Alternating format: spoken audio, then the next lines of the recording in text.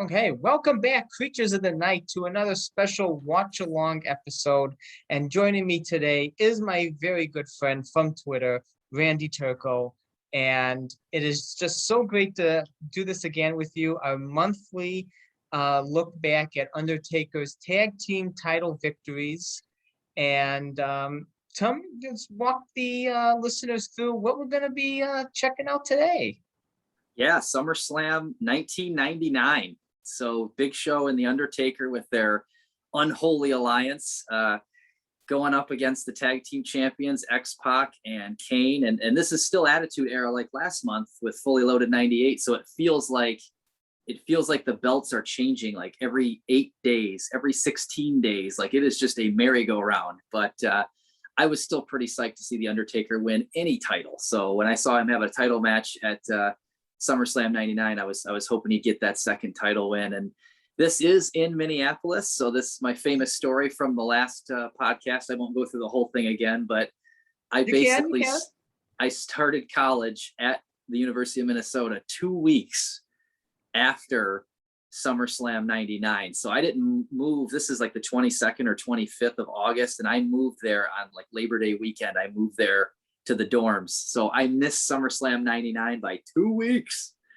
So I almost went to the show. I for sure would have made it happen if I was here, but I missed it, unfortunately. Still kicking yourself over it? Yeah, I've never been to a SummerSlam, as Bret Hart calls it, the SummerSlam. I don't know if you've ever seen somebody on Twitter put together a 1 minute, like, I think I've seen that. Yes. Patch job where it's like Bret Hart just calling it the SummerSlam 95 times in a row over the years. And that's amazing. So yeah, we have to call it the SummerSlam if we can. Yeah. And kudos to that person finding all those clips and putting them all together, just for like a retweet on Twitter. It's just something in Bret's head. I don't know why it was the SummerSlam. It's like Mike Tyson, Bruce Pritchard talked about, okay, Mike, it's stone cold. And for some reason he kept saying Cold Stone, like the Creamery, and he could not get it right. The Creamery. So it's just something in Bret Hart's head, man. He called it the SummerSlam. Well, as we take a look at the SummerSlam 1999, we're second episode into Undertaker's tag team title victories. And as you pointed out before we went on the air, we did our first one in July, which is Fully Loaded, in a July pay-per-view. Next one right now in August, SummerSlam. And our third one in rotation will be the Buried Alive match on Smackdown, which takes place in September. So it's fun that we decided to start this in July and just, his first 3 reigns just back-to-back months. So it's kind of cool. If this goes on for, I haven't looked and spoiled it for myself, but if this goes on for 6 months, I'm going to freak out. Like, right. That's going to be too weird if you ask me.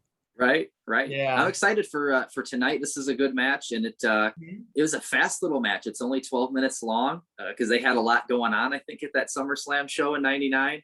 And it's the Attitude Era. So like the matches are shot out of a cannon, and it's almost like, No Mercy on 64 and 64 playing that video game. That's what this match felt like to me. It's just boom, boom, boom.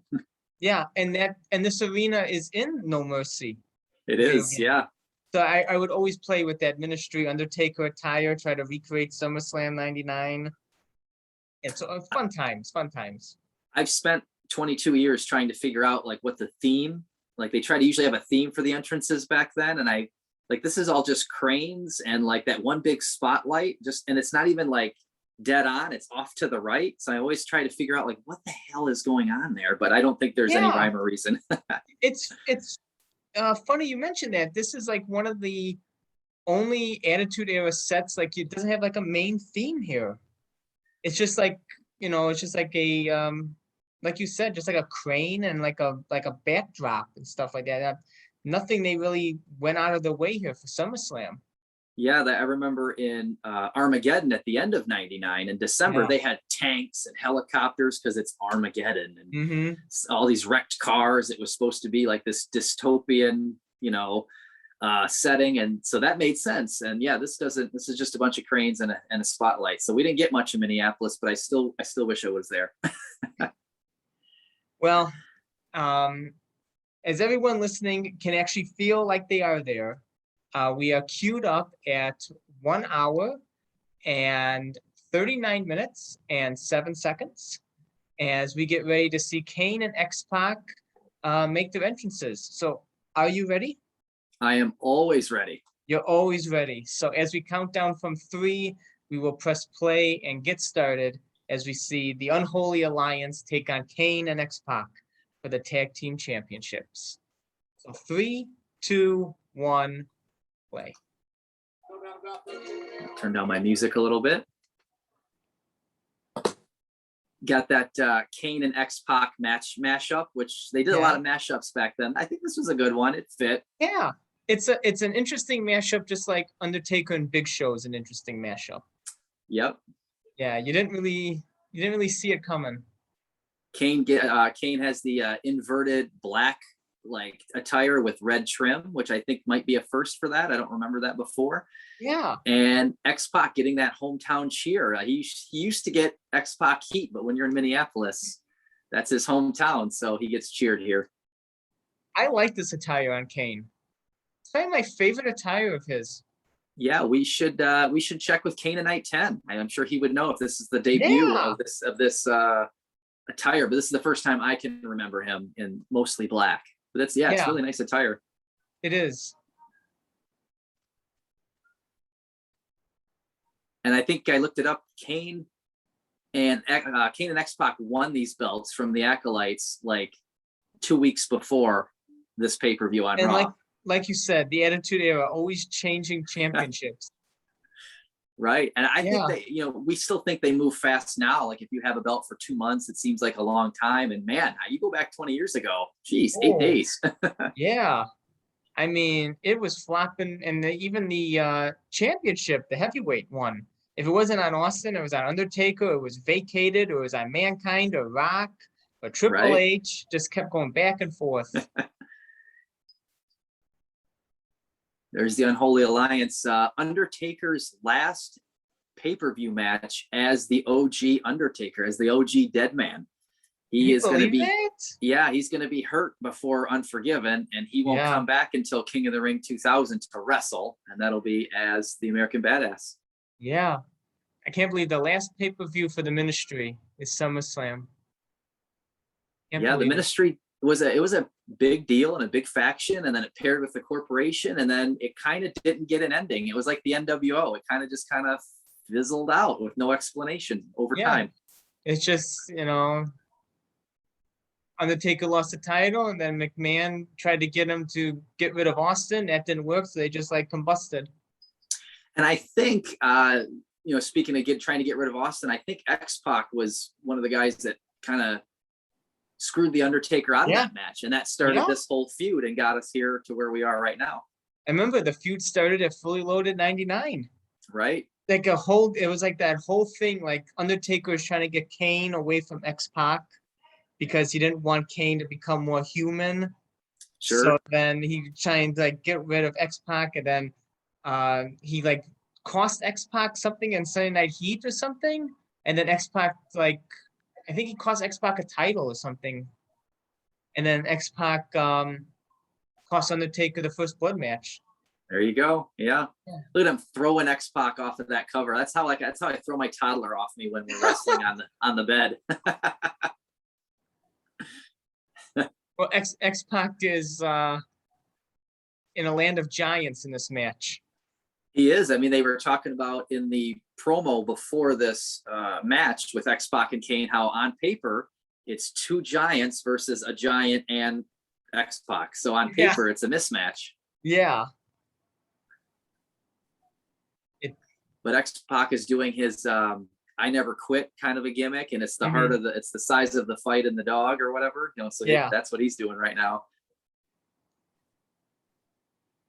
And you mentioned there's a good Kane. point. I was to say there's a good point I listened to on the Talking Taker episode for SummerSlam 99.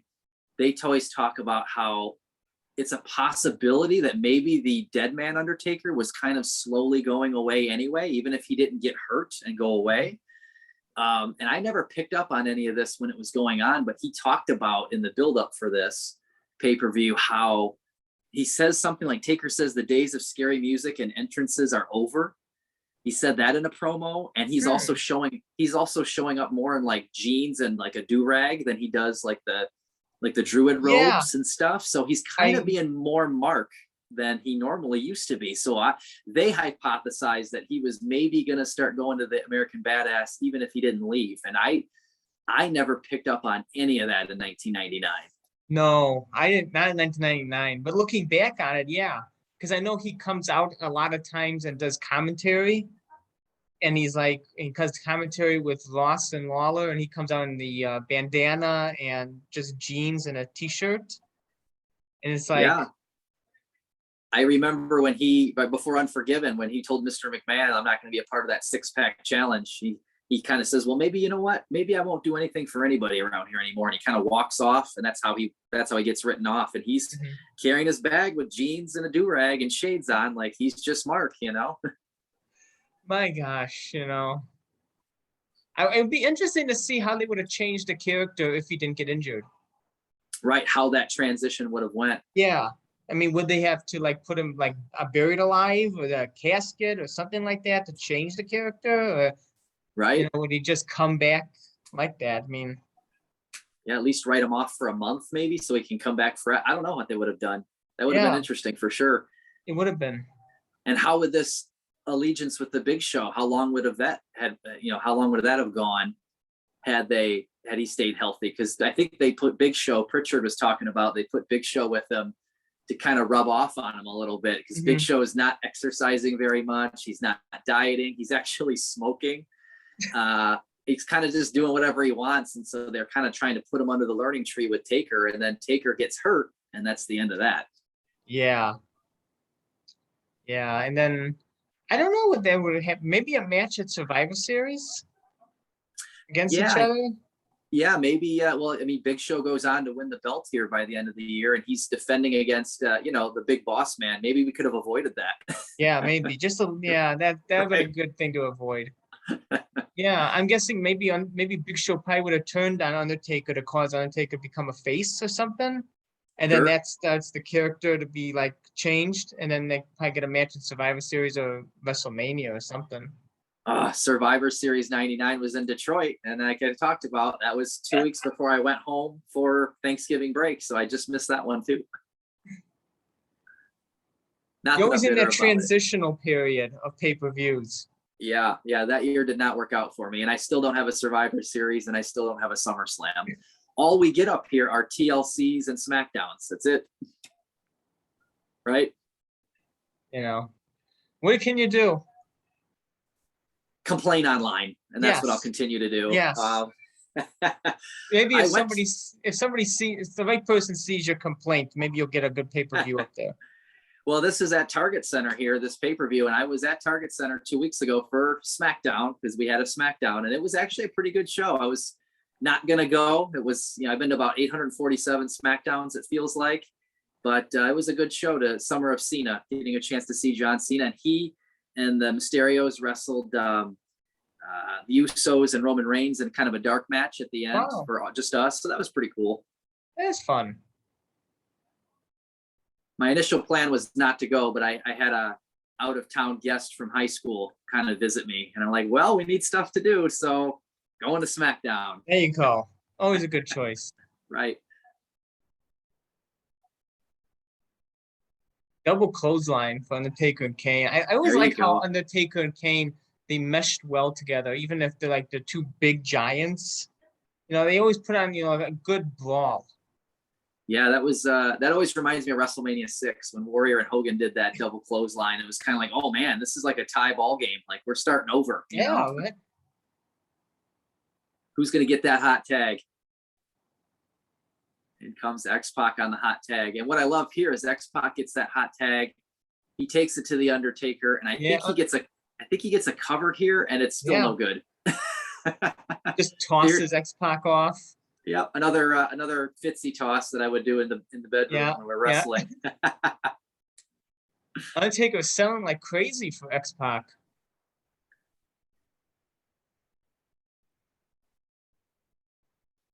I noticed that Earl Hebner in this match, he lets a lot go on. So like Big Show just interfered right there. Nothing from Earl. Later on, there is a gonad shot to the Undertaker that Earl sees and he lets it go.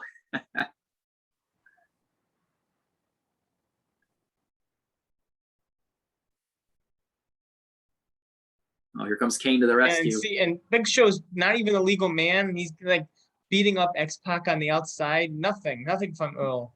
Nobody's counting him, no.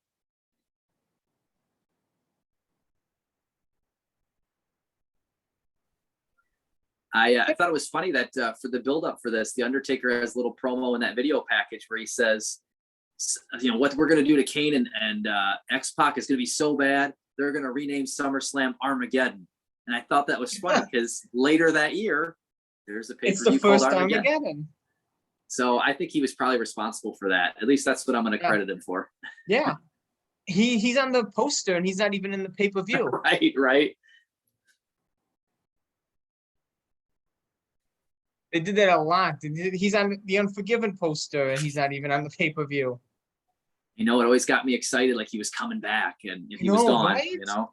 Right. That's why I remember ordering, had my parents order Unforgiven when I was a kid. Because, oh my God, he's on the poster. He's going to be there. He's not really written off. He's coming back. Well, that was a bust. Yeah, I remember Triple H was on the poster for Vengeance 01. You know, his quad was supposed to be better by then, and it wasn't ready until the next month. So, yep.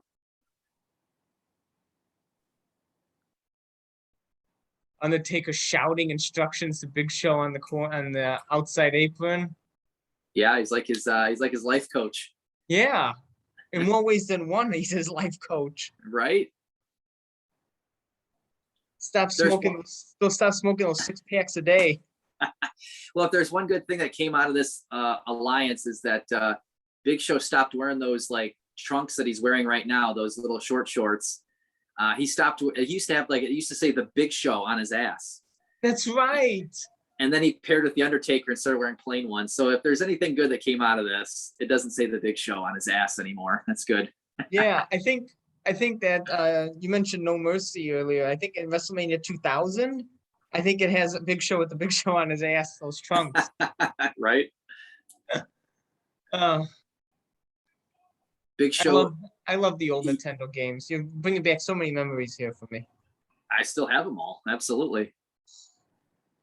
Big Show signaled for the choke slam there instead of just doing it, and then it ends up getting interrupted by Kane. So Big Show's still not learning. He's still got a long way to go. Yeah.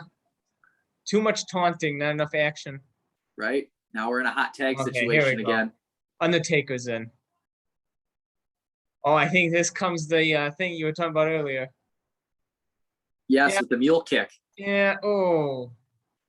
And Earl is right there, and he just kind of winces, and that's it. I just noticed Undertaker's looking more tanned here than usual. Yeah, kind of like a real life person. Yeah, he's not as pale as he usually is. He's still got the Amish devil beard, and he's still doing the the eyeliner. You know, and he's still wearing the gimmick to the ring, but a lot of times out of the ring, he's just him. Yeah, and he didn't have any entrance attire. I noticed. Nope. Right. It's just the wrestling gear. Yeah, no robes or cloaks or anything. Right. It's very interesting. Yeah. Yeah, now that they mentioned that, I'm going back. It's like, oh, wow, there really is a transition around this time. Yeah, I never caught that in 99. I never picked, if it was a hint, I never picked up on them. Yeah, I don't know what they were going for, but you can really see that there was something in the works there. I like that Big Show no-sells the Bronco Buster here, because that's a silly move. So I like that Big Show just no-sold it and got up and choke slammed him. Yeah. Oh yeah, here's when he covers him with his foot. Yeah, Undertaker's pissed. You can. Yeah, he does the Jericho cocky cover. Yeah, look, Undertaker only gets 2. Furious. Oh my God. Taker's got to tag in and roughly tags himself in, and he's got to take care of business. And you remember it, Fully Loaded '98. He decided, do I want to tag Austin and win the belts? Okay. And at this match, he's like, no, I got to Oh, tag in and cover him the right way and do this tombstone. Yeah, Take care of him the right way, Big Show. that's right. 2, 3, just like that. That's it. It's like a sprint. This one was quick. Yeah, Undertaker's pissed. Big Show keeps saying, I had him. I had him. No, you didn't have him. I think it would have been cool actually to see Undertaker in like the badass gimmick with that devil beard. I think that would have Sure. been a good mashup. Yeah, it's like that's a biker thing. I could see bikers doing that. Yeah, I think that'd been a cool kind of mashup, and he can still wear this type of gear. Undertaker leaving with no belts because he just gave his belt to Paul Bearer. Last month, you remember he left with both belts. So That's right. now he's leaving with none this time around. That's right. Big Show keeps saying, I had him. I had him. Taker's just not saying anything. He's done with it all. But another SummerSlam victory for the Undertaker there. And also notice Undertaker, no color in his logo there, just like black on black. Right. Yeah. That yeah, it was a quick match. And I do notice that he was kind of starting to transition a little bit. I wonder if maybe he knew he had to take time off for an injuries because he was kind of beat up all over the place. So maybe he was going to take a month or two off anyway, and that turned into 9 when he got really hurt. So maybe they were planting the seeds. Who knows? Yeah, I think he gets hurt training to come back, right? I think he pulls his pec. Yeah, like his pec. Right? Yeah, it got even worse. He pulled a chest muscle. Yeah. Yeah, he was supposed to come back, I think, at the Rumble or something. And then he pulls the pec like a week before, and it's like, oh, shit. Yes. Yep. Oh. And he's gone for 9 months, At 9 months, I remember that being dreadful as a kid. 9 months out the Undertaker, I was like, oh my God. Yeah. And that was like the McMahon Helmsley faction. It was like, just end this. Yeah, every week was like this. the heels. It was like the NWO. Every week the heels were on top. The heels were on top. Yeah. The heels were on top. Are we going to see anything different ever? Yeah, he had no Austin. He had no Undertaker. Rock was continuously getting beat up. It's like, oh my God, I can't handle this no more. Oh, Yeah, the perils of a wrestling fan. I think I had read a little bit. I mean, whatever dirt sheets there were in 2000, I think I had read that Taker might be coming back at Judgment Day 2000, and I was really, really excited when he did. So that was all. That was back when you could, I'm at college, so I have T3 internet that's like fast, the fastest internet you could have at the time. Yeah. And so you could pay like $5 or $10 and you could watch the pay-per-view on your computer.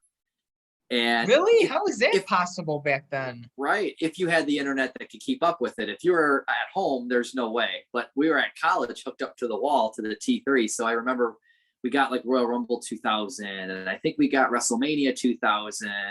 And then I think we got Judgment Day just because I thought The Undertaker was going to come back. And I was so happy that he did. Matter of fact, that was 2000. That's your shirt there, right there. Are you wearing that? Is that Unforgiven? Yes, Unforgiven. Nice. Yeah, right? That's amazing. I didn't even know they had a shirt like that. Just stumble across stuff, Absolutely. My only, I also dressed up for the podcast, and because it was my only, like Taker thing that I bought this last month for my collection was something I was like, I got to wear this. Ooh. I got to wear this for SummerSlam. The big reveal. Oh, I love the Big Evil shirt. And I got the Big Evil shirt this is probably like his second or third to last biker shirt, Yeah, that's like late 03. Yeah, I think his last one, I got a tickler out for it. His last one is a black one, and it's got like a skeleton guy on there, and it says, it says like kind of the same thing, big Evil Worldwide or something like that. Oh yeah, it's like the Grim Reaper, and it's like in a circle or something. Yeah, that's his last shirt. I remember that. Yeah, Mr. McMahon buries him in that shirt, but this is this one I remember. I'm like, a red Taker shirt, like that's, and I remember the flame on the side, and it's got that fist on the back. Oh yeah, they made a figure with that. Yeah. So you need to get that action figure now. I probably should. That's a good idea, actually. I'll have to look for that after we're done. I talked about this at the last podcast that we did, but it was always like 50 or $100 or $75. And somebody posted a medium and it looked real. It's got the authentic thing on the back and it was $38. And I'm like, yes. Score. Yes. Someone posted, a small. I'm like, no, I never Yeah. find a small. Yeah. This was made for me. Right. I could do mediums. I could do small. I look like one of the wrestlers trying to look like I'm hulking out of it in a small. I could do small. I could do large. I could pull off a large, but anything after that, it looks like my old school shirts that are like 3XL. There's your range. Small, maybe small, definitely a medium, 3XL. Right.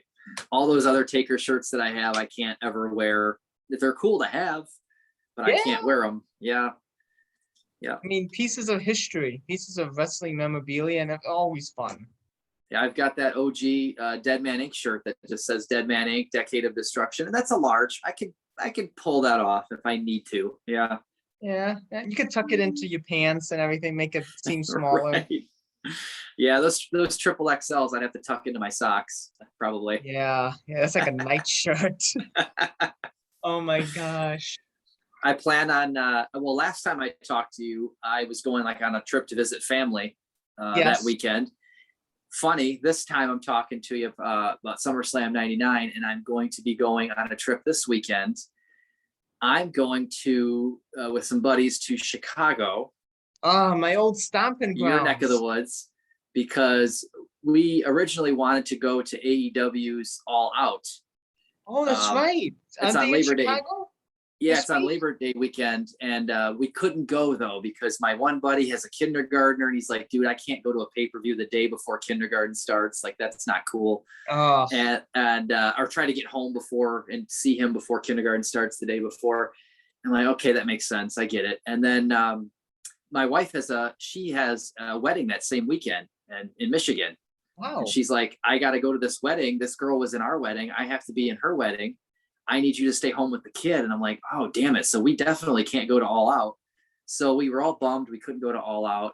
And then they rolled out AEW Rampage in Chicago on August 20th. Yeah. And we thought, oh my God, here's our compensatory opportunity. We can go to something else and still go. And we're like, well, it's just Rampage though. It's like their Smackdown. It's not All Out. And do we want to go all the way there for a 1 hour show? Like, I don't know. And that's when they started teasing that CM Punk might actually be at this show. Because they, it's been on the internet a little bit. Punk's trying to like poo-poo it. And, but I know that like Darby Allin has talked about that AEW Rampage in Chicago is a place that only the best in the world could compete. And it's like little nuggets like that. And we're like, oh man, if CM Punk or maybe it's Daniel Bryan, I mean, if one of those guys are going to debut, and that's what you do at your new shows for the first few episodes to get people into it, you know, like SmackDown's first couple episodes, they had Shawn Michaels as a guest ref. Remember. So they put Arnold Schwarzenegger on a SmackDown. Yeah, that first year. So you're Buried Alive on a SmackDown. Yeah, the one we're going to cover. So they did a whole bunch of stuff. So here, their first episode in Pittsburgh last week, they had Christian beat Kenny Omega for the TNA belt. I saw that. And so it would make sense if this week they have CM Punk debut. So we couldn't pass that up. So we're going to drive out there and we'll do Chicago for Rampage. And I was going to tell you, so I'm going to. The part of the story was I'm taking the shirt, by the way, so that you'll probably see that in some pictures. You have to wear that. You have to wear the shirt in the crowd. You have to. Yeah, without question. But I also talked the guys in, like, that's Friday night. Okay, we don't have to be home till Sunday, right? Everybody works on Monday. What are we gonna do Saturday? And we might check out Navy Pier. We might check out the Bean, the Cloud Gate. Okay, whatever. What can we do though? And I'm always ready for nerdy ideas. I talked to the guys and said, you know what? I went to a field trip to Chicago when I was 12 and we went to frickin' medieval times. Should we go to medieval times? We're 40. Let's go to medieval times. So we're going to go, I convinced them to do it. So we're going to go to Medieval Times Dinner Theater in Schaumburg, Illinois. Sound familiar? That is my hometown. Yes. When you mentioned Medieval Times, I only know of one.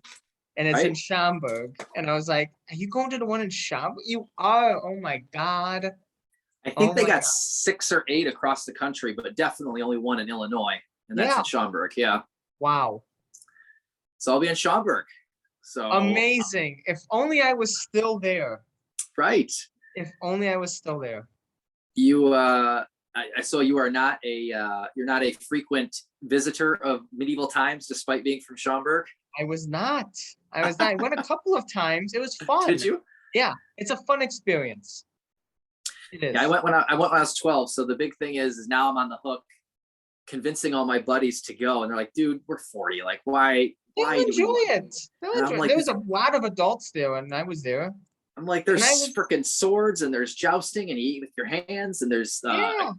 pictures, and I'm like, it'll be a good time. But now I gotta hope that 12-year-old me and 40-year-old me both think it's equally cool. Like, hopefully I don't go there and it's not as cool as I thought it was. Oh But yeah, I went there like maybe about 10 years ago when I was like 18, and it was all right, fun. all right, yeah, So I was like on the halfway point between you. So it's fun. good, good. Yeah. That is awesome. You have to tell me how you like it, how you like Schaumburg and everything like that. Yeah, I used to. I don't know if you've heard of it, but I used to date a girl in college, and she was from the burbs around Chicago, but she was Mhm. from Country Club Hills, and I think that's a southwest suburb, if I'm not mistaken. She would always And tell me maybe. it's misleading because there's no country clubs and there's no hills, but it's called Country Club Hills. But I stayed there in the summer of '03. I stayed there for an internship. Instead of going home from college break, I went to her mom and dad's house, and I did an internship there at this good old city and municipality of Country Club Hills, Illinois. So I never knew if you had heard of that. No, Apparently not at not. the top of no, not at the top of my head. But naming something that's not really there, that sounds like something Illinois would do. So, Sure. Yeah. but that is fun. That sounds like a fun weekend. Hopefully CM Punk comes back. I think that'd be like a fun experience. Yeah. I mean, we do. I mean, we're Daniel Bryan marks too, and I think we'd be happy if we got Daniel Bryan. Yeah. But he just wrestled. As cool as he is, he just wrestled 6 months ago for WWE, and he hasn't been gone all that long. 4 months Yeah. ago, whatever it was. CM Punk's been out for 9 years. Like, that would be the thing, right? Wasn't it Rumble of 12 when he got eliminated and just never came back? 14. 14. Okay, good. 14. Yeah. So it's been Yeah. 7 years. Still a long time. And Still a long time. Yeah. I would love if he came back. I mean, I think he's my age. So I think he's 40, 41. So he could come back, and he's a small enough guy that he could do an Undertaker schedule and wrestle. Like, geez, Sting is 62 and wrestling once or twice a year, Wow. That's, you never know what's gonna happen, right? It's wrestling. Yeah. Yeah. I think it'll be great. We love, I try to keep up a little bit on everything if I can. There's just too much to watch everything, but I keep up as much as I can. But we are partial to AEW because I think that's kind of geared for my demographic. It's not WWE's more kids, I think. That's what I use. That's what I use the Twitter for, just to see what's been going on and everything. Right. Is Undertaker scheduled to return this week? No. Okay, I'm not tuning in. Right. Nice. Yeah. So I just see, okay, so what's happened? I scroll there, see if anything interesting. I still do the pay-per-views because I get them. Might as well. I was so excited that the WWE was going to try Saturdays at least once. Yeah. And I'm normally, I have no life. I'm always home. Nothing's going on. I could turn it on Saturday. That would be great. Except for this weekend, I'm gone. And so we're going to try to cast it from our phone to the hotel TV, and we're going to see how that works. We'll see how that goes. Yeah. Usually, hopefully, usually hotels give you that option. Yeah, we're at the Hilton, I think, in Chicago, so it's not it's not a fly-by-night operation. I was just gonna hopefully. say, yeah, you're not in the old sticks or the boondocks, so you should be good there. Do you know yet? I don't know personally, but I know at the beginning of this whole thing with Peacock, you couldn't start. You had to watch it live, or you had to watch it after it was over. You couldn't start from the beginning. Do you know if they fixed that? I don't know. Yes, because I have caught a pay-per-view like midway through. Oh, excellent. That's what we're hoping for. Yeah, what was the one before Money in the Bank? I have no idea. Whichever one was the one before Money in the Bank. That's when I caught halfway through, and it started like, "Would you like to watch now?" And I said yes, and that was it. Because we wonder if we'll be back from medieval times, probably 3/4 of the way through the pay-per-view, and we're like, Medieval Times takes precedence over SummerSlam. without question. I asked the guys, I said, do you want me to book the 4 p.m. show so we can be back for SummerSlam? And they were like, no, man, we can just stream. We'll stream the pay-per-view from the beginning. And then so I booked 7 p.m. at Medieval Times. And then we're like, oh man, can you do from the beginning? Is that a thing on Peacock? So I will tell them that. Yeah. Well, if it doesn't work out, I'll just tell them that it's Steven Zeman's fault. Yeah, I'll take the blame. Take the blame. So usually when we do these pay-per-views, the match went so quick, I didn't get to ask you. It went so quick. I was like, Right. We were talking here, and then all of a sudden, it was like midway through. I'm like, oh my God, how fast is this thing going? Yeah, it was only 12 minutes, but we usually try to tie the match or time period, like your podcast, to a toy from that era. Yes. I couldn't think of one, and maybe you can. I couldn't think of one that represents, or what the best one to represent his attire, because it was so plain, like we were talking about. Yeah, But I know they tried the Hall of Champions is supposed to mimic it, but Yes. it's red, and I was Yeah. like, I think they made it red so that at least it's a color, and it's like not it's supposed to be an elite figure, so it's like we don't want to make it too non-deco-ish. Right, toyetic a little bit, give him a little red Give in them some there. type of color in there. So, because they gave them the tag team championship, so it's definitely supposed to be this match. Yeah, and we talked about that last time. I thought that was a good toy to represent the tag team champion Undertaker, although it's obviously for the Big Show team, not the Steve Austin team. Yeah. The one thing I thought of, it doesn't look like him though at this time, was, do you remember SummerSlam 99 had its own Jack's line? And it was I was going to mention that one too. I love that figure. I looked in the detail today. I have it. It's the Undertaker with the red and black robe, which I don't ever remember him wearing, and he definitely didn't wear at SummerSlam 99. Nope. And he has the full goatee. He doesn't have the Amish Devil goatee. And I even opened it up today, and I opened up the old robe, and I wanted to see if he had like the tank top, no sleeves thing on. And he had the pirate shirt from 98, the one, the poofy shirt from Seinfeld that we talked about last time. So definitely was not accurate, but I love that SummerSlam 99 had its own line. I do. And that's one thing I always was like wondering about, like the JX BCAs, like near the end. They never updated they only updated the Undertaker a couple times. They updated him from the purple gloves to when he won the title. And then when he won the title to like when he was more muscular, beefier in like 98, then they stopped. They didn't and even though like they put him on carding that has like the ministry picture, they never updated him for the ministry attire. Right. And I'm like, it's so easy. You could just erase the top portion of the mustache. You get the goatee. Done. They talked about that Taker has been repainted like 22 times or something insano. Believe me, I know. That's a good line too. SummerSlam 99. I do like that Undertaker with the robe. The robe made it cool for me, and that's the one I found on eBay where somebody posted it for like $11, and I was like, "Are you serious?" So that's why I have that one. SummerSlam 99. That line also had the Vince with big suit, which I know you're a fan of. Yeah. And also had the figure which my dad called ridiculous garbage. Yeah, I know. And I think he came as a single, and then he came in some like 2-packs and stuff, didn't he? That Vince in a suit, It never changed. I was like, I was watching Kyle Peterson talk about his top 5 Vince McMahon figures, and that one was his honorable mention because it was so weird and ridiculous. He says, why didn't they just do a clamp on the back so they have a full suit? And I'm thinking to myself, that's ingenious. Why didn't they do that? Oh my God. Yeah. That's ridiculous. That huge suit. Yeah. And isn't this also the line that had, I think it was the one that had Al Snow with the head, and it got banned from Walmart because Yeah, Walmart I thought think. the head was a real lady's head and they didn't know it was a mannequin. Yeah, yeah. I don't know if it's that line, but it's like some kind of subline with SummerSlam. But yeah, I remember that. Oh It's my like for the gosh.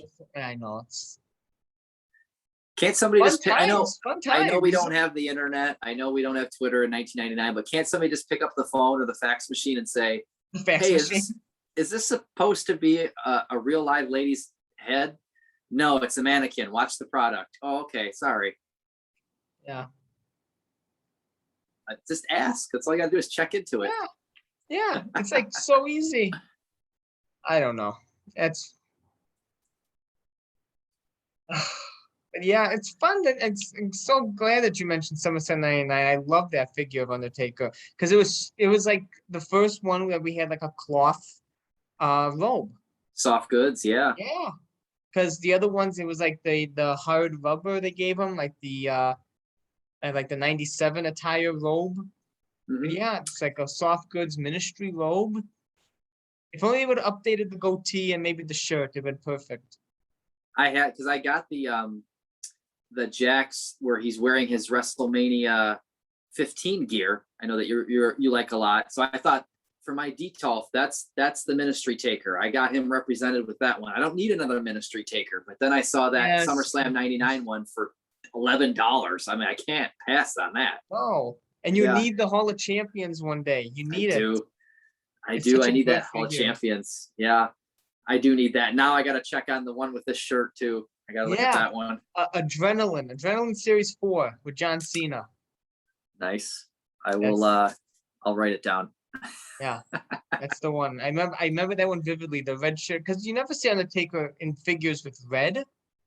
It's always like plain black. So when it has something Wrestling different, it like pops. Yeah, wrestling shirts they're black anyway, just for most guys, most of the talent, but especially Undertaker. Duh. Most of his shirts are black. So when he came out with a red shirt, I remember that. And my wife actually, when I showed it to her and I got it out of the thing, she said, "Don't you have that already?" And I forgot that I do have the sweatshirt version, the hoodie version. oh yeah. Yeah, that says Big Evil Pain Syndicate on. Yeah. I bought that hoodie at WWF Niagara back in the day, so I do have that kind of. Wow. Yeah. I know he made that like he made it like almost like a shirt you can just like takes off his head. That big evil one. I remember that Yeah, one when it had the red. yeah, for sure. Yeah. I was going to ask you too. I heard from your episode last week that you backed the next gen ring. You backed the Macho Yeah. Man. Yeah. So as a Taker guy, and feel free to share only if you're comfortable, but as a Taker guy, because I'm a Taker guy and I know how I felt about that. I had a little bit of FOMO, but there was nothing Taker in there. Maybe the entranceway because he was a part of that era, but like I get wanting to back it because you want to make sure to get it over because maybe there's going to be a funeral parlor. Maybe there's going to be a boneyard match down the road, which I would buy the hell out of all of that. But as a Taker guy, when you do get it a year from now, you got a long time to think it out. Are you going to keep it or are you going to, now that we've backed it and we got it over, are you going to sell it? Are you going to maybe keep the entryway and get rid of the rest? Have you thought about what you're going to do? Because I don't know as a Taker guy what I would do in that position. I don't. Yeah.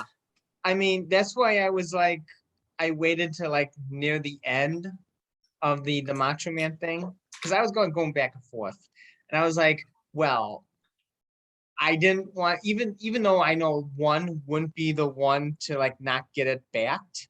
Sure. I didn't want to be a part of something that wasn't backed, and it's like, see, since this is a success, like you said, I talked about the idea of a funeral parlor. I Right. think that would be so amazing.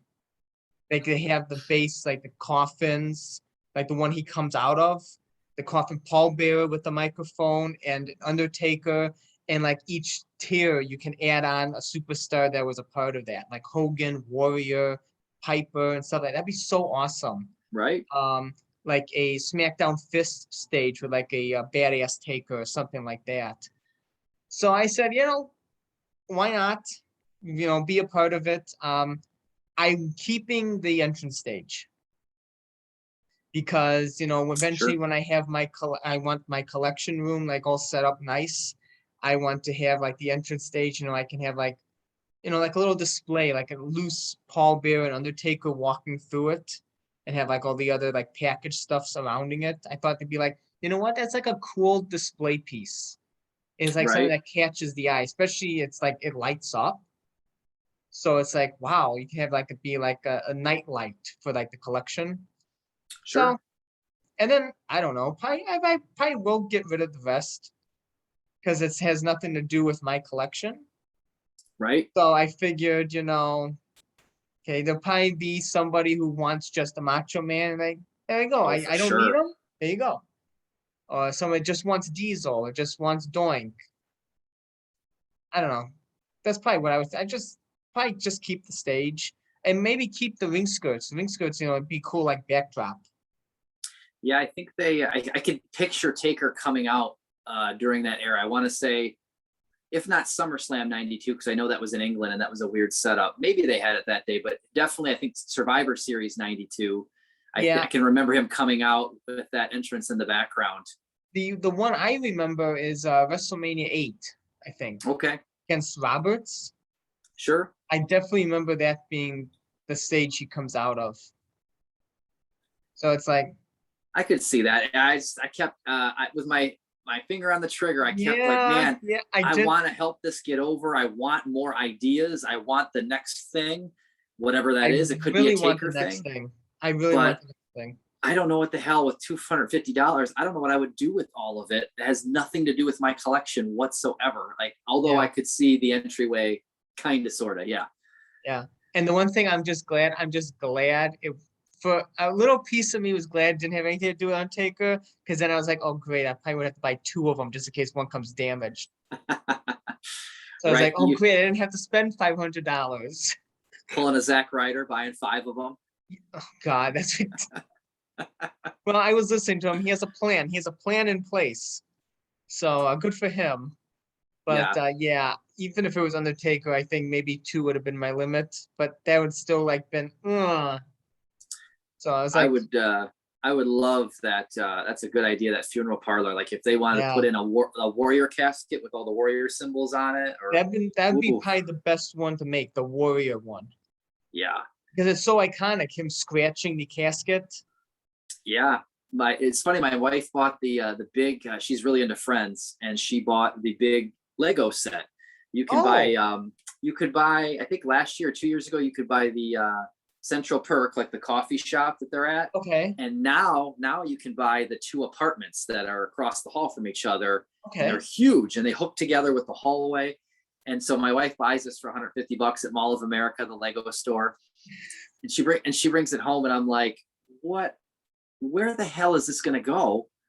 And so she's playing me and I'm playing her for once, right? And I'm like, where the hell is this going to go? And she did tell me, she was like, you are not in a position to complain about knickknacks. And she is absolutely 100% correct. I don't. So she's got it above the fridge, is her big Friends Lego setup. And it is kind of cool. I wish, I don't know, I wish wrestling would get into Legos, or one of my shows would have a Lego setup like that. I know I would Seinfeld has got love, one, I would love a wrestling Lego set. right? That you get to Yeah, build, like all the Star Wars fans get to build the Millennium Falcon. And yeah. And I also would they have love to do something.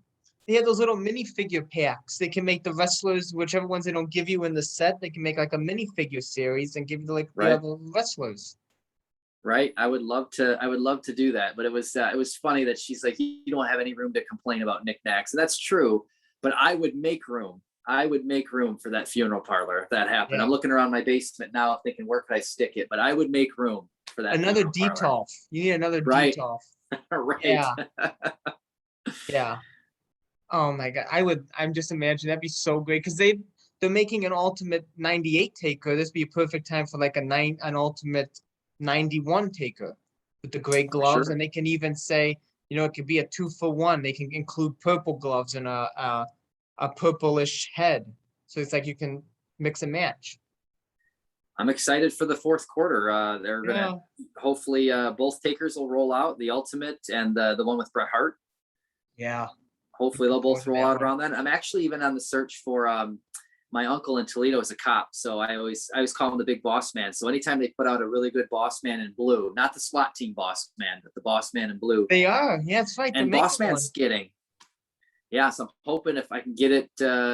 It's all about finding it or having it released and then finding it. Maybe I can send it to him for Christmas or something. We'll see. That'd be cool. Yeah, I really hope Ringside puts the stuff up for pre-order soon. Yeah, I will. I'll have no problem paying the extra money to Ringside to get it now. Because I can't trust the stores anymore. I just can't. I was like, no, okay, it's maybe $5-10 more, but then I don't have to waste gas. Right. Yeah. I don't have to waste gas. I don't have to waste time. It's perfect. Absolutely. I'm going all over the place looking for toys usually. And right now I'm looking for it's Halloween season. So the monster cereals are out. So I'm going all over creation trying to find. They're bringing them back? Yeah, they always come out. The 3 come out every year. Blueberry, Chocula, Frankenberry. They come back every year around August-ish, and then until Halloween, and then they clearance them out. And so I'm looking for those. And then, but this year they have them in little trick or treat packets. So you can have a little teeny packet of just blueberries or a little packet of just to give to the trick or treaters. And I'm like, oh man, I got to have those. That sounds and fun. then now and then they do, this is the 50th anniversary. So they're releasing another cereal called Monster Mash, where they put all the cereals and they put them together. And I'm like, wow, chocolate with fruit. Like, I don't know how that's going to go, but sign me up. I will try, but I can't find. So you're right. The time and effort to go all over creation looking for this stuff. It'd be nice to just say done. I hope somebody taste tested that before they marketed it. For sure. Yeah. I'll have to let you know how it goes once I find it. Yeah. Yeah, you do. What I do is I usually buy that Monster Mash thing's new, but the other ones, the normal ones, I usually buy 12 boxes. 12 boxes? I will buy 12 boxes, and then I know that I've got, because they don't sell it in like Christmas or they don't sell it in February. It's only Halloween season. So I'll buy 12 boxes and I will ration it out for the entire 12 months until we do this again. Oh my God. That's a very good idea. And I just finished on Saturday, and I only eat cereal like that maybe once a week. I mean, I don't do that every day. Does it go bad? But, Does it go bad? Does it get stale or anything? No. I mean, obviously, if you open a bag, you got to finish it in pretty good order. But if it's sealed, that stuff will outlive you. I mean, that's so many preservatives in there, that'll outlive you. It's like a McDonald's French fry, you know? I'm like, yeah. Or like they used to have like a Twinkie can survive a nuclear holocaust. I'm like, right. So I will, if it's open, I'll finish it in pretty good order. But otherwise, I try to like do one a month or one every other month and try to get it gone. And then by the end of August, I'm out and I'm ready to buy more. It's just every year. Perfect timing, right? Right. So usually I'm on toy hunts, but right now I'm on cereal hunts. So I'm like on the way to Chicago, I will see random grocery stores and I'll have to pull off and look and see if I can find them. Yeah, because you never know. Right. It's just like I'm glad I got the Boneyard Taker from Ringside, because that thing's packed only 1 per case. Is it really? 1 per case, and I've been to 2 or 3 Walmarts, and he's always gone. I've never seen him in the wild. Never. I've seen everybody else except him. Wow. Yeah, he's always gone. It's 1 per case, and someone gave like the breakdown on the one of those figure forms I'm on. It says Undertaker 1 per case. I'm like, of course he is. Of course. Wow. Because I always like the feeling of finding something in the store. It's like, wow, it's actually there. It's on the pegs. Sure. Yeah, I found that Ghostbusters Undertaker, and it was such a rush to find that. Yeah. It's so cool. Like the Legends 9, I bought like one of them or 2 of them online, and then like 2 weeks later I found it in the store. I was like, well, I can't pass it up. Right. I can't pass it up because it's just you get that rush. Absolutely. Yeah, it's not the same when you buy it online, but that being said, I'm also not going to miss out. Like when they announced No. Boneyard Taker, the link, the pre-order link, I couldn't click it fast You enough. couldn't click it I know. I couldn't click it fast enough. Just like I'm just waiting for the Ultimates and the 2-pack with Brett. I'm like, I'm not even gonna bother because the Walmarts are like still on. They're not even on the set with China yet. They're like on the set with like the Fiend or whatever the other one was. I'm like, oh, they're never gonna Sure. get the Bret Hart on take them. They're never gonna get it. Right. So Right. it's like I'm not even gonna waste my time. No, it's not worth it. It isn't. It isn't. And if you buy like at least 2 of them, at least come in a box. So for sure. yeah. I was gonna say to put a bow on the match, the SummerSlam '99 match, they won the tag belts. Yeah, they won the tag belts, and in true Attitude Era fashion, they lose those tag belts 8 days later on Raw to the Rock and Sock Connection. So really, 8 days? Yep. True Attitude Era fashion and true Undertaker fashion. He's always a better challenger, always a better chaser. He's never championed for very long. Not usually. Not usually, yeah. Only like twice. 97 is long. 97 is long, and 09 to 10 is long. Yep, that was about it. He was always either hurt or whatever reason. Attitude Era, 8 days. They lose it to the Rock and Sock Connection on Raw, 8 days. And then Rock and Sock only have it for 8 days before our next match, the Buried Alive match on SmackDown, the third ever SmackDown, which I looked it up. The third ever SmackDown? And this is the first real world title change. First real title change that they have on SmackDown is this title change. They had the hardcore title a couple of times change hands, but I mean, that's like the 24/7 title today. I mean, I don't know if that really counts. But the first real championship to change hands was the tag belts on the third ever SmackDown. Wow, third ever SmackDown. 16 days after SummerSlam. Yep, it's September 7th, but they don't air it till September 9th. September 9th. So our next monthly meeting in September. Let's try to do it September 9th. I don't know what day that is, but let's try to do it around the anniversary of the match. September 9th is the Thursday. It's a Thursday. Well, we'll see. Yeah. Well, I mean, like what did Steve Austin he said in that one year when Raw had to move to Thursday because that stupid dog show, and they had to create the Thursday Raw Thursday in 1997, and they had all I remember is Steve Austin in that little promo, the little commercial when they were trying to tell people Raw's moving to Thursday. Don't forget Raw on Thursday. Is Steve Austin saying Thursday night's my favorite night of the week. So I guess that's going to be our tagline, man. Next time around. I guess it is. I guess we'll try and do the Buried Alive match on the day it aired. Which, wow, 22 years to the day. Amazing. Yeah, 22 years. I still remember that match, watching that match live. That was, wow. I don't remember. I mean, maybe I will as I get into it. It was funny because when we prepared for Fully Loaded 98 and then today SummerSlam 99, I'm like, okay, yeah, I don't remember everything about the match or the buildup, but I remember Cliff's notes. I still remember why they were teaming up, or I kind of remember how they won the match, and I remember generally when they lost the belts. I don't remember anything about this. I think that's kind of fun to step into some of these ones on SmackDown or Raw that aren't pay-per-views. Absolutely, I want to hit those because those might be the big gems that we don't even remember what happened or how it went down. I think that'll be a hoot. Yeah, I'm really looking forward to it. I really am. It's fun that we chose something like Undertaker's tag team championship victories. It's like people always talk about like his world championships, a WrestleMania streak, but the tag team titles, he's had, odd pairings of Austin and Rock and Big Show. And then he's got matches that he won with Kane. So it's gonna be fun. It's gonna be fun to see them all. Sure. Yeah, we'll have to do that, and we'll have to do when they win the WCW tag team titles. Yes.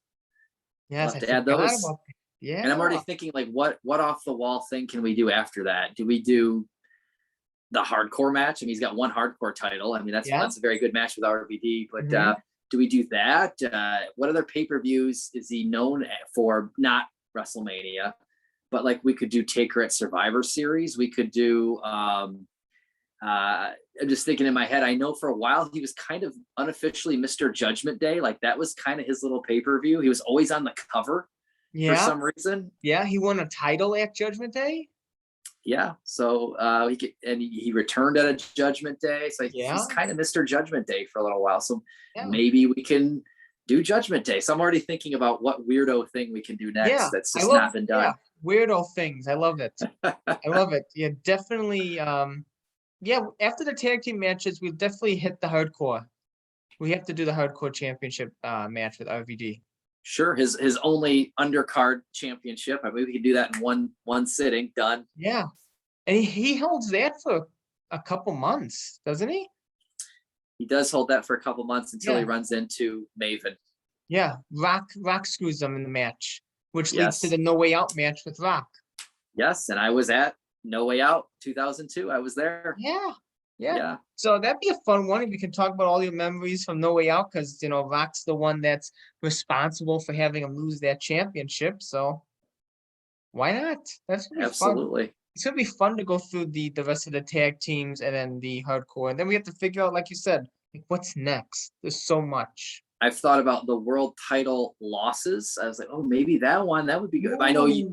I know for a while when we first started talking about this before Fully Loaded 98, you were like, well, let's see if we could stick to the wins if we can. So I don't know if it'll pain you too much to watch all those losses in a row. Oh, yeah. But world title losses, I know you and Keegan are doing, or maybe already done it. No, I don't think so. You guys have talked about SummerSlam 97 to Bret Hart. Yeah, we just did that one. There you go. So that's a world title loss right there. Yeah, that will how it be this Tuesday in Texas. It'd be SummerSlam 97. It'll be that Raw, the highest rated Raw. Right. Austin. With Austin. Yeah. Yeah. Vengeance, right? With the triple threat. Vengeance, and I was there for maybe the best three-way ever. Yeah. Yeah. Was it the one also? Oh, Edge's cash in, right? Sure. Really, yeah. That's like, yeah. Well, how does he lose it in 08? Oh, he just gets stripped of it on 08, right? It might have happened once because he was hurt or something. Yeah, that sounds right. Yeah, because I know, that Vicky says that that submission hold is banned or something. Yeah. Yeah, Hell's Gate. Yeah. And then does I think Shawn Michaels cost it and then cost him the world championship in 2010. Yeah. In the chamber. Wow. Those are some off the wall matches. Right. And those just are trying to do kind of like what Talking Taker's doing right now. Now that they've gone through the pay-per-view catalog, they're like, what else can we do? Let's gear it down so we can have a life. Let's not do every week. Let's do every month. But what else can we cover? And I think it's really neat that they're going through, Jeff Hardy on Raw and just some of the other stuff. One. Yeah. Yeah. Yeah. So it's we'll be trying to do kind of the same thing. Not as good as them, I'm sure, if they're listening, but but we'll try our best. Yeah. Yeah. Yeah. I know they just did a collaboration with the Stone Cold podcast. Yeah. The last Stone Cold match. I think to myself, wow, the last Stone Cold Undertaker match was in 2002. Wow. I couldn't believe when they recapped the record for that. It was like Taker. It was like 8-7. Austin was 8-7 against Taker. I would have guessed the way it felt to me as a Taker guy going through that live. It felt like he beat Taker at Cold Day in Hell, May of '97, before Stone Cold really took off. He beat him there, and then he beats him at Backlash 02 at the end there. And then in between, it just felt like he lost like 87 consecutive matches to Austin because he was always putting him over. Yeah. Yeah. Yeah, I know. He beats Austin in the when Undertaker's the champion. He beats Austin over the edge. Backlash. I think he beats him a lot in like the early part, like leading up. And yeah, I think Yeah, it's not a lot. It's not a lot. And I was shocked with that statistic. I was like, wow, 8 and 7. And for a lot of that, I mean, Taker's playing the bad guy to Austin's superhero, John Cena, Hulk Hogan, whatever he's doing at the time. And so, of course, he's going to lose. At the end of the day, the bad guy loses. But like at SummerSlam 98, I knew there was no chance the Undertaker was going to win the belt. I knew there was no chance.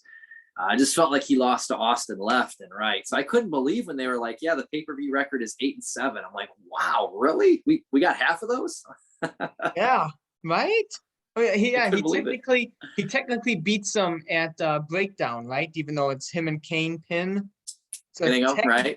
technically he beats them, even though he doesn't win the championship. It's technically a victory. So Sure. yeah, thinking about it, wow, yeah, he does beat Austin a couple times. Wow. Amazing. Yeah, I would have never guessed that. Like he had pay-per-views were less frequent, but he had a pretty decent record against Hulk Hogan. Like he's 2-1. He won 2 championships off the guy. Like, okay, all right, that's pretty good. John Cena was kind of a guy who really got up in that rarefied era, and he's got a good record against John Cena too. I think he's 2-1 against John Cena, maybe 2-0. 2-0. Vengeance 03. Vengeance 03, he has a SmackDown match, I know, against them. And WrestleMania. Maybe 3, at least then. At least 3. And but Austin did not. Yeah, Cena beat him in that tag match. It's like Cena and Michaels defeated him and Batista. Sure. So at least, yeah. But it didn't feel like he carried any kind of percentage against Stone Cold. That was just no way, Yeah. It's like, wow, 8 and 7. Like, where was I for all those other victories? Right. I must have been sick on those days. Yeah, must have been. It's like, wow, is that many victories? Wow. I think what's that pay-per-view that he was like him versus Triple H and Austin, but in order to be the champion, he has to pin Austin or something. And then he pins Triple H. So it's like he wins the match, but not the title. Some ridiculous thing like that. Right. It's some ridiculous. I think it's like a UK pay-per-view or something. Sounds about right. Yeah. Because he loses at Judgment Day, right? Judgment Day 01? Yeah, he loses to Austin. Yeah. Yeah, he loses to Austin. And I remember thinking because he was kind of unofficially Mr. Judgment Day for a while. 98, he's on the cover. 2000, he returns. And so when he goes up against Austin in 01, and they didn't get the triple title match or whatever at Backlash, they gave it to the 2-man power trip instead. I thought, okay, Judgment Day, he's going to beat Austin. Like, that's it. And no, dang it. Yeah, and especially earlier in the night, I think Kane beat Triple H. Sure, so yeah. And this is a situation where Undertaker's a face too, facing a heel Austin there. And I thought maybe now he'll get a world title. Nope. Yeah. Okay. Tables are turned, and then no. Yeah. Another disappointing night in high school and college, where I would often drive home from my buddy's house at 11 o'clock at night, all disappointed that the Undertaker lost the belt or lost to Austin or whatever it was. And heartbreaking disappointment. Right after that Brett match, after SummerSlam 97, I got on I-75 north, but my house is I-75 south. Like, I got on the highway going in the wrong direction for probably 2-3 miles because I was just so like, that he lost the belt to Bret Hart. Damn Shawn Michaels. Damn Shawn Michaels, I know, right? Yeah, it's like, I still remember like WrestleMania 30, like watching the thing transpire. I was like so heartbroken. I was like, it was like you're feeling like some kind of out of body experience happening. I was like, wow, this like sucks. It felt like he didn't count to 3. Like, he only hit the mat twice, and everybody in the room's kind of talking and BSing. As when you get like 10 people together for a pay-per-view, not everybody shuts up and watches it. People are talking, and there's a lot of BS going on. And I felt like I remember not even being scared, because I remember only like 1, 2, he wins. And I'm thinking, wait, what? and it just didn't seem right. And then we all felt that way. It wasn't just me. Everybody in the room felt like that seemed like a 2 count. So we let the match play out, and then the pay-per-view ended afterwards. And then we went back and rewound it. And like, it's clear as day, 1, 2, 3. I don't know why we felt like it was a 2 count, but I remember it didn't feel real at all. Cause we were like, wait a minute, that's not even 3. What happened? I know. And we thought that was part of the story. Like, oh, the ref only hit him 1, 2. The streak's not really over. They're going to bring him back out later. And we watched the tape, and very clearly he counts 1, 2, 3. I don't know what we were thinking, but Yeah, it was like so hard to watch. And I remember the next day, went to class, and I was like, just like, ugh. It's like, and I had wrestling fans that were my friends in college, and they were like, "You saw yesterday?" I'm like, "Yeah, don't don't want to hear it. I don't want to hear it." yeah, I've had my teams lose World Series Game 7 before, and I had to go to work the next day. I've had my Denver Broncos all over behind me. They lost the Super Bowl about 7 or 8 years ago, and I had to go to work the next day. And I Yeah, kind of had everybody doing this, and like, all you want to do is not talk about it. But yeah. That's everybody, all I want everybody, to do. right? But everybody that sees you wants to say, "Hey, man, sorry about your team." Like, I don't Yeah. want to just don't even say anything. Yeah, that's it.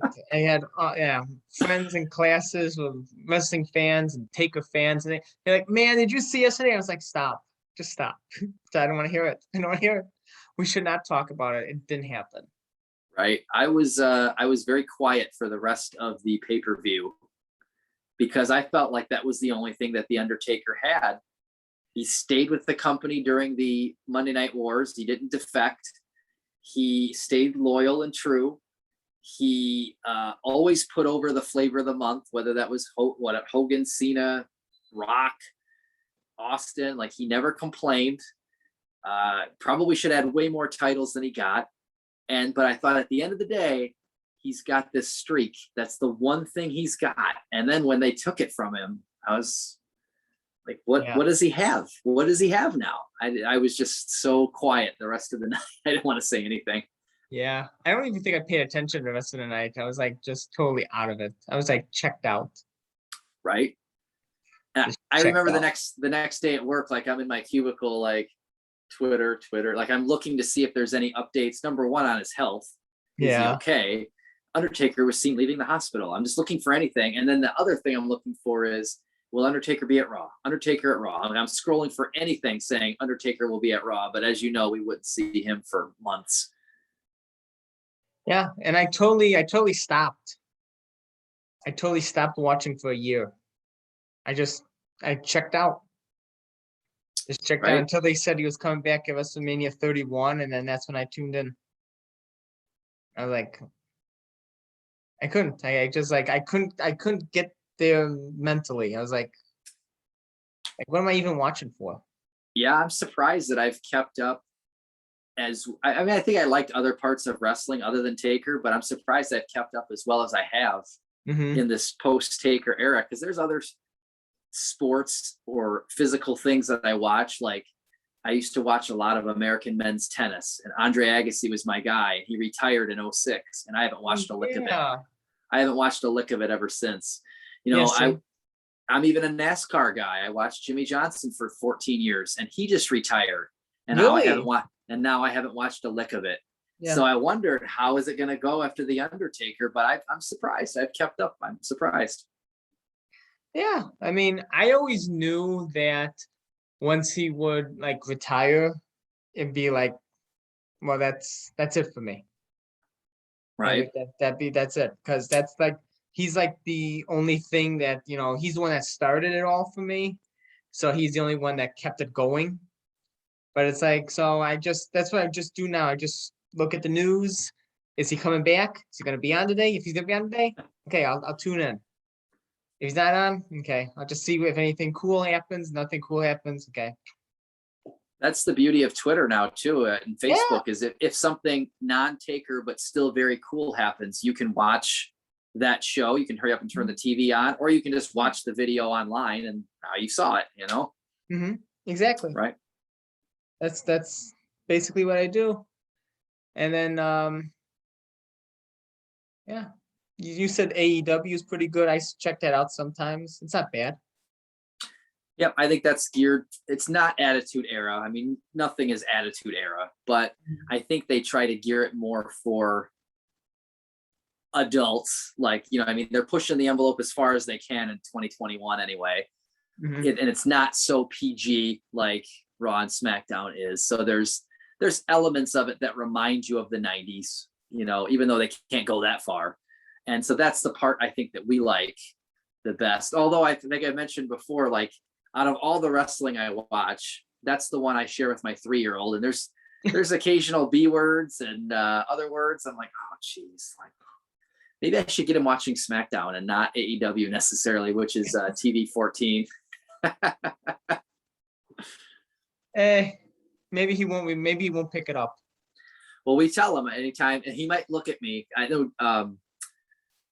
What's her name? I want to say Jada Pinkett. That's not right. The one female wrestler. What is her name? Jade Cargill. Oh, okay, yeah. Jade Cargill's her actual slogan is "I'm that B." And so every time she says it, Fitzy just looks at me and he's like, "That's a mean word." And I'm like, "I know, and you're a nice boy, and so you, as a nice boy, you can't say mean words like that." And he's like, "Yeah." So hopefully, my hope is that I never get a report from daycare that he's leg dropping people while saying "I'm that B," because then I'm going to have to take AEW away from him. Nah, you just hope for choke slams and tombstones. Right. He's pretty rough. I play the heel every night when we wrestle before bed. He's the champion. He's the face, and I'm the bad guy. I'm the heel, and even Mom's the referee, or sometimes Mom's the tag team partner. Mom's cool. I'm definitely the heel every night. And he's 3 now, so he's laying him in there. He'll hit me with his little toy belt sometimes, and he lays it in there. He's snug. He potatoes me a little bit. Oh, fun times, right? Yes, I've never won. I've got the anti-Goldberg streak going on. I've never won. You got the Kurt Hawkins streak going. I got the Hawkins going on, right? Oh my gosh, that's funny. That is. Yeah. Have you introduced him? I don't know if I've asked you. Have you introduced him to Undertaker yet, or you're saving that for when he's older? I don't think he's seen some like toys, and he's seen some like he's gotten some stickers because he loves stickers. So people have bought him some stickers from 10 years ago. Oh, who doesn't love stickers? Right. And so he's like, "Who's this guy with the hat?" So I've explained to him, and even my wife has said, "That's Daddy's favorite wrestler. That's the Undertaker." Oh, okay. But I don't know that he sticks with it because he doesn't see Undertaker week after week on the TV. Yes. Like he thinks Bobby Lashley is the greatest thing ever around. It's like, kid, you're killing me. But Bobby, kids love winners, and Bobby Lashley's been the champion for, gosh, I don't even know how long. So I think that's what he's like, "Man, Bobby Lashley's just the best." And I'm like, "Oh, is he?" Oh, is he? Yeah, is he? Oh. Well, you have to let me know how his first introduction of the Undertaker goes. That'd be like something fun to talk about too. Right. I should before each podcast that we do, I should make him watch the match that we're watching, and just to see if I can get it. Yeah, I think I whenever I used to show friends like an Undertaker match, like to start them off, I would always start off with the Inferno match with him and Kane, just because it's so captivating. Sure. It's so captivating. Like, you have the flames and you have the cool entrances when they come out and everything's like against the fire. It's just, and it's nonstop action. And you have the Undertaker doing that jump over against Vader and Kane. You have him beating up Paul Bearer with the musical instruments. It's like so captivating. Just like, I feel like that's a great match. Like blow your mind. Right. And if you're new to wrestling and you're not into like, "Oh man, I got to see this 60-minute match at the Tokyo Dome," even if you're not into that, you can watch 2 guys try to light each other on fire. Like, that's interesting. Yeah. It is. I mean, how else can you sum up the Attitude Era than 2 guys trying to set each other on fire? Right. And they actually do. Somebody gets set on fire. Yeah. And how fun would that be for a 3-year-old to see somebody, set on fire, Not at all right? traumatizing, but I've No, had, you I just always, tell them don't try it at home. Don't set anything on fire. I'll just show them the commercial. Don't try this at home. Yeah. I don't know. I don't know what age that you start to understand what you're seeing all the time, but like I've had so many horror movies on when he's walked by, and I don't know if he's understands what he's looking at. Sometimes I don't know, but so he's seen worse, is what I'm saying. Yeah. And so you're a horror fan. So Right? yeah. He's seen much, much, much worse as he's walked by casually and wondering what the heck is that? Probably, I don't know, but so yeah, there's worse things than the Inferno Yeah, match there's for worse sure. things. Yeah. There's worse scenes in the first 5 minutes of some horror films than there are. Right? So, yeah. Uh Speaking of which, do you have a favorite horror franchise? Without question, it is Friday the 13th for me. So Really? that's Jason Voorhees. Yeah, I mean, I love Halloween and I love Nightmare on Elm Street. I mean, you saw my video wall behind me a couple I did, yeah. months ago, so I've got plenty of them. But yeah, for me, that's where it started. Was the high school USA network playing all that crap at night, Wow. and Yes. I had a TV VCR in my room, big time back in 1990. You Six. are the big time. You had TV VCR, you had the internet at college that you can watch pay-per-views on the computer. You're the big Yeah. time right here. You're the big time. So even if I couldn't stay up or watch it, I could always throw a tape in there and just say record all night. And I mean, they played Friday the 13th 1 through like 5 or something overnight, and I recorded them all. And I remember just being floored. Like, there's a lot of continuity that they don't, kind of like wrestling, they don't always acknowledge what happened before, and it pisses you off. But I was just floored. Like, the beginning of part 2 picks up with the final girl who lived in part 1. And I just thought, like, wow. So they actually, some of these are hooked. Not all of them, but some of them are hooked together like that. Like, they at least took the time to kill off the final girl from the first movie before they moved on to part 2. I'm like, wow. So that franchise just got me. The hockey mask just got me. So he's my guy. If I had to pick one, he's my guy. Oh, fun. Yeah. I'm not big on horror per se, but my favorite franchise is what you mentioned before, Halloween. Sure. That was the first one I was exposed to, and that was my dad's and my mom's favorite horror films. It's just because I like the the suspense and like the mentality of it. It's like it's like always stalking you and everything like that. It's just fun. Yeah, I like Halloween a lot. And actually, it was probably only 6 months ago that my wife said, "You like Friday the 13th more than Halloween?" And I'm like, "Man, you've been here 14 years and you're just now picking up on that?" Like, yeah, Friday the 13th is number 1 without question. She's like, "Wow, I wouldn't have guessed that. I would have guessed Michael Myers and Halloween first." And so I like Halloween a whole lot because it's very similar to Friday the 13th. I think Friday the 13th ripped off a lot of Halloween when they got started a couple years later. So I do love Halloween, and I love now with Halloween, they've got like almost like separate timelines. Like they've got the original timeline 1 through, I forget how many there are off the top of my head, like 9 or 8, and now they have. Just kidding. We came out with this 2018 movie, and they've got one coming out this fall. And like those are just, they butt up right after part 1. Like, forget 2 through 8. Like, they've got like a separate timeline altogether. Wow. Oh, so they cut off 2, right? Yeah, they cut so off the other 2. one picks up after 1.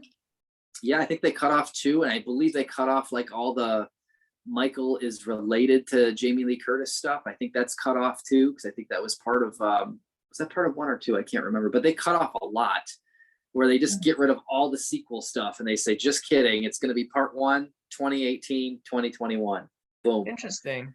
So it's kind of nice that you can enjoy this timeline, or you can just go down and enjoy this timeline if you want to do it that way. Like, because Yeah, it is hard after like 14 movies. It's hard to keep adding on and adding on. And what else is there left to do? and You like know? you said, keep the continuity, because Yeah, now you get different directors, you get different actors, you get all kinds of, people forget what other things have written, and they go off with their own writers. sure. So Yep. So I like Halloween a lot. how did we divert from talking about SummerSlam 1999 to Friday the 13th and Halloween?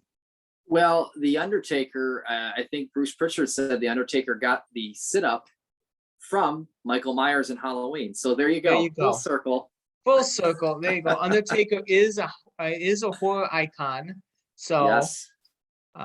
so full circle. We wrapped it up in a little bow like that. There you go. Perfect. And we look towards the future for Smackdown September 9th. You said September 9th? Yep. 1999.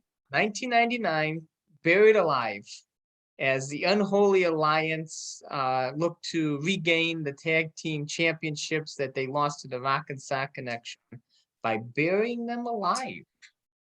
So that's what we have coming up next. Looking forward to it. I obviously know the outcome. That's why we're covering it. But I legit don't know the ending of the match. Couldn't tell you. And I think that's kind of fun. It is. I think that's kind of fun. And I'm going to be truthful here. I have not seen it in at least a couple years. Sure. So it's going to be like brand new to me because, I usually go back, rewatch pay-per-views, not a lot of Raw and SmackDown. Right. So I'm looking forward to these Raw and SmackDown episodes going to be doing. I feel it could be lots of fun. Yeah, maybe there's who knows, maybe the next thing that we do can involve Raw or SmackDown matches or something like that, Let's see if there's a lot of them he may like have interesting matches on or defend titles at or something like that. Ooh, Undertaker title defenses on Raw or SmackDown. Yeah, I had to research that, see how many there are. I don't know. Yeah, there could be some meat on the bone for that. Yeah, it could be. Yeah, it could be. Yeah, after we get through the tag team, and we have to get through the hardcore one with RVD, because that's one I haven't seen in a while also. I'm just trying to book you up for the next 10 years. That's all. Yeah, definitely. I'll be here. Yeah, it's always fun having you on the show. Always enjoy our chats. Yeah, for sure, man. I love it. Glad to be here. Great. And SummerSlam 99 was just as much of a fun match as I remember. I'm glad we took a look into this one. I'm so partial to the Ministry era of the Undertaker. Sure. And, as we wrap, it's the last, like you said, last pay-per-view of the original Deadman before he transitions to the badass. And then we get the hybrid Deadman later on. It's just interesting to think like his last one is a SummerSlam for the tag team championships. Who would have guessed, right? Yeah, it's only a 9-year period between debuting and then going away for the original Deadman. And that just there was so much growth between Survivor Series 90 and SummerSlam 99. Yeah, there's so much growth. And I mean, went through so much. Right. And if you go back 9 years from today, that's 2012, and he's pretty much the same, right? I mean, like he's younger, obviously. So it's kind of interesting how fast he evolved from 90 to 99. And that seemed like a long time for me, probably you too, because I was a kid during that whole time, and you picked up near the end of that time. But like, it just seemed like that was a eon. It was 100 years, but it was only 9 years, and he evolved that quick. Yeah. And he goes through like the Western to the Phantom to gets rid of the Paul Bearer thing. He turns on Paul Bearer turns on him, and you have Mankind and Kane, and you have his championship victory, the things with Shawn Michaels, and all these different matches are created for him and everything like that. It's amazing. It's amazing. And then he ends up here in the Ministry, which is like he took the character and like totally made it dark. And it's like it just fits so well, and it's just like brings like his like 10 years to like pretty much a really good close right here. Right. Yeah. Yeah, I agree with that 100%. That's a heck of a 10 years. That could be a career Heck. and a Hall of Fame career for most people. And yeah, I mean, a lot of wrestlers only last 10 years. You can look how, Austin, he picked up steam in 96, ended in 03. So like 6.5, 7 years. I was listening to the Bruce Pritchard podcast the other day, and they did an episode on Trish. Yeah, well, she was like, what, 7 years?